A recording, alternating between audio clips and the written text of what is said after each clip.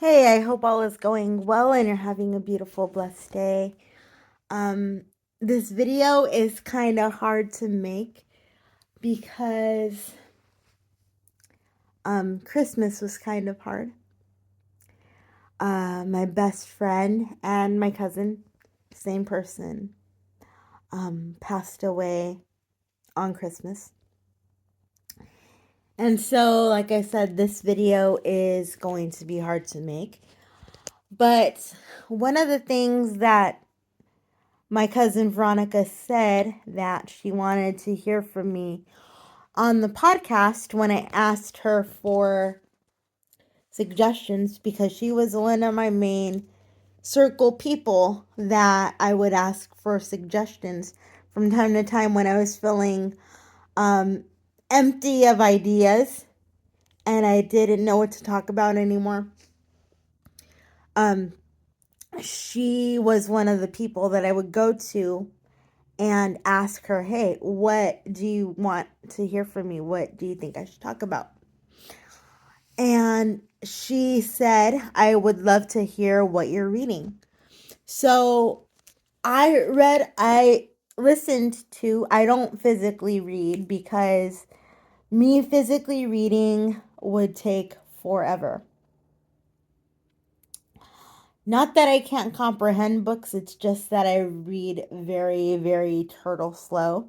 So I prefer to listen to them because, yes, I could um, comprehend the main idea more, and it feels nicer listening to somebody's voice because it's almost like listening to a show, a play, or a podcast. Um, But the book that I started off with when I started um, listening to books for the purpose of what Veronica wanted me to do with it and review it um, was a book that I've listened to many, many times before. It was The Chance to Fly by Ali Stroker and Stacy Davidowitz. And this book is amazing. I will forever be shouting it out, as well as the second book in the series called Cut Loose, which I will do a review on shortly after I finish listening to that one. Again, I had finished listening to it, and then I went back to The Chance to Fly. But I'm also going to re listen to Cut Loose in order to formulate my ideas. But let's get to the review of The Chance to Fly. Um, the Chance to Fly is little, about a young woman, not a little girl, a young woman who is 13 years old at the time. Her name is Nat Beacon and Natalie Beacon, but she goes by Nat. And she is a wheelchair user. And this piece of information is pulled directly from Ali Stroker's life. She is a wheelchair user that became disabled because she was in a car accident.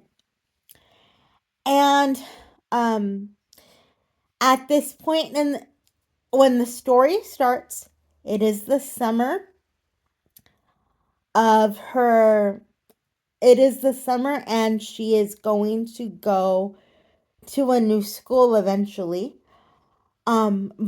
But at the point that we are with the character, it is the summer, and she's moving across the country from California, from San Francisco to New Jersey, to Saddle Stream, New Jersey.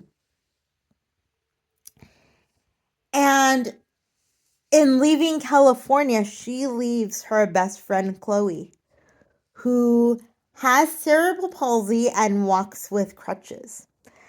Now, they call them canes in the book, but I believe what they were talking about was forearm crutches. Because many, many people call forearm crutches, canes. Um, and personally, I will never understand why, but they do. That's just something that is in the vernacular now. Um, and so anyway, Nat Beacon is a wheelchair racer, and she is put on another team of wheelchair racers, and she goes to her first practice. But when she's at the first practice, she sees that there is a junior college right across the street, directly across the street from where she was dropped off by her dad to train with her team. And Nat is very much like me and my cousin Veronica were. Um, she is very much a theater person, a theater nerd who dreams about being on stage someday. And so she takes the opportunity against advice to push herself across the street to the JCC and to the junior college and audition for Wicked, a junior production of Wicked. And so when she goes across the street initially that first day, her parents do not know that she signed herself up.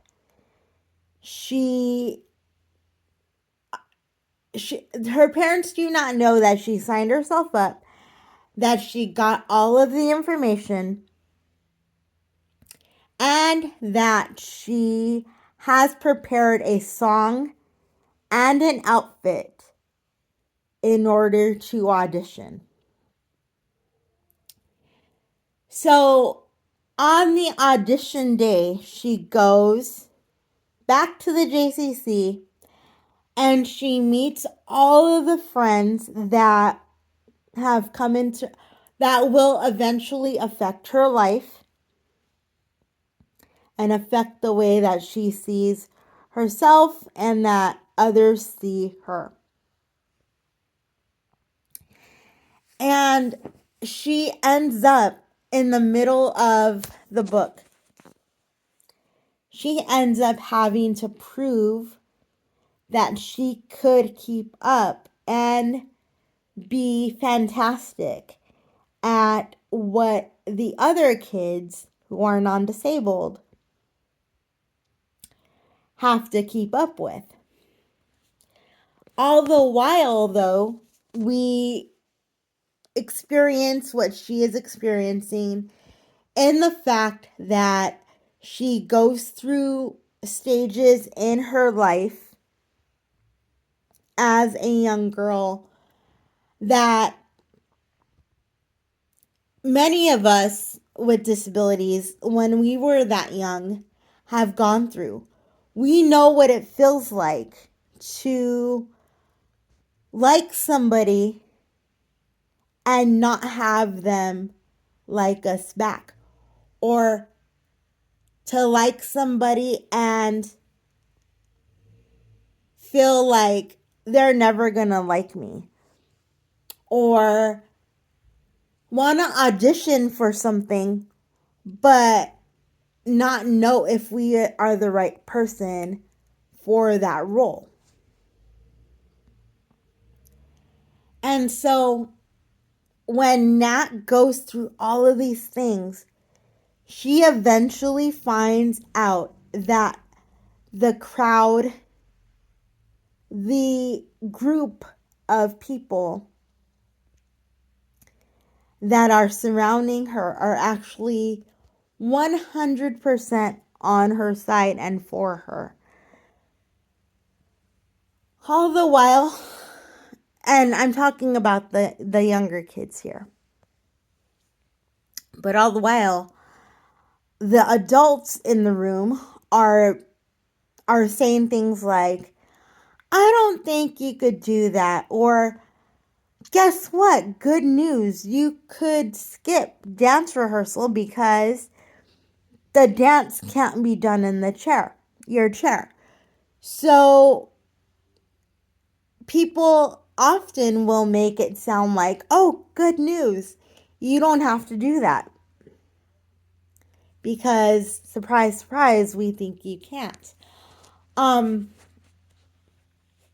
So Nat partners with her friend, and she translates what is the word that wheelchair dancers use for, or disabled dancers use, not only wheelchair dancers, but disabled dancers use for translating a dance, or for coming up with their own steps that honor the choreography of a dance that a non-disabled dancer has done. And so Nat and Fig, I think it's Fig. Yeah. Nat and Fig, they come up with the translation of the choreography of Dancing Through Life. I have to think about who did what. They come up with a translation of the choreography of Dancing Through Life, and they perform it for the director of the show. And the director of the show ultimately ends up seeing that Nat can handle whatever is thrown at her, and she is eventually welcomed to do any dance she wants to do. Well, in the midst of all of this happening, the JCC that they are in burns down. And there's a fire in the JCC. I don't know if it burned down, but all the costumes got ruined, and there was a flood because of the sprinklers. So that puts the group of teens into the position of having to figure out how to have the show go on as planned. And when we see this group of teens try to figure out how the heck this show is going to go on, we see that sometimes Nat isn't listened to and mistakes are made, but then we see how eventually things come together,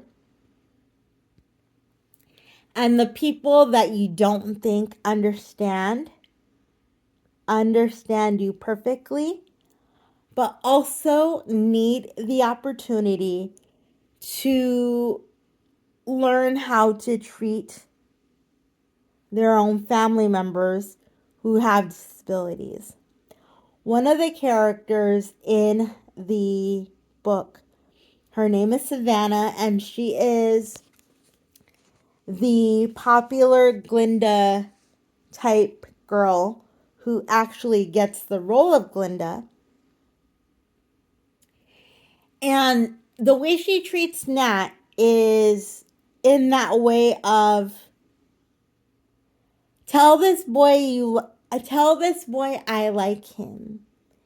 And she, in her mind, in Savannah's mind, she's trying to include Nat into things that Savannah thinks will make Nat look cool and make her feel a part of something.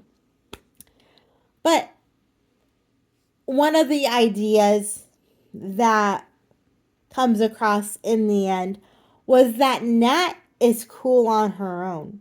She doesn't need anybody else to make her look cool or interesting. She looks cool and interesting on her own.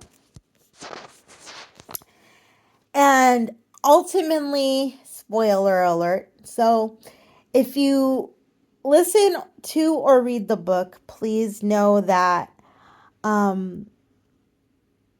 that it is still worth the listen and or the read after I say what I have to say. But at the end of the book, Nat ends up meeting Savannah's sister, Sierra. She is a sixth grader. And she has CP, cerebral palsy, just like I do. And she has experience singing in church choirs, just like I do. Which I really connected with that. And I really connected with the fact that Savannah, just as people in my life, have not all people in my life, but some people in my life have not given the chance for me to figure out things for myself. And that's what Nat tells Savannah that she needs to do. She needs to let her sister have a little bit more freedom. Not fully unprotected freedom, but have a little bit more freedom in order to say, hey, I did such and such on my own. And so Nat learns that having a sister with a disability means sometimes giving them space to grow and learn on their own pace. And that is just as much as of a support as just being there all the time. And so I would highly recommend this book. But I have to say, you guys, it was more of an emotional listen due to what happened in our family on Christmas. My cousin went to be with the Lord on Christmas Day. And that was very, very difficult. She was my best friend. Not only was she my cousin, but she was my best friend. And she was the person that did understand my side of the story. She did understand that I wanted my own space and that I wanted to figure out things for myself. And she was the person who I could who I could text at 2:00 in the morning and just talk about anything that was on my heart, and she knew that she could do the same. I have so many messages on our text thread that I will keep forever and ever and always. And I just hope, you guys, that you have that person in your life that you could do that with too. And I don't care if you could call them biological family or your chosen family, but I hope that you have that person that you could call and be your most frustrated self with and still be loved and accepted without a statement of judgment like, well, maybe you should do this or maybe you should do that. Anyway, I just wanted to start this series. But I am going to read slash listen to another book. Because that is something that I want to carry forward. And I hope that you guys are having a beautiful, beautiful, blessed day. This season for my family is going to be difficult, but we're going to get through it because we have each other and we know that God works all things out for the best for those of us who love Him. But that doesn't mean that we understand it. And so I just hope that if you have a friend that you need to go alongside of to comfort them, that you will. But that you will remember that comforting them might just be the willingness to not talk and just listen. Because when people are grieving, they don't need to be fixed. They need somebody to listen. So you guys, I hope that you're doing well. I will listen to my second book again. Starting maybe later tonight. And thank you guys so much for listening. I believe we are on 468 of the podcast, episode 468. And I am so looking forward to 500. Veronica knew about 500. And she knew that I was working towards it. So she was willing and revved up to help. I'll talk to you guys later. I love you. Bye.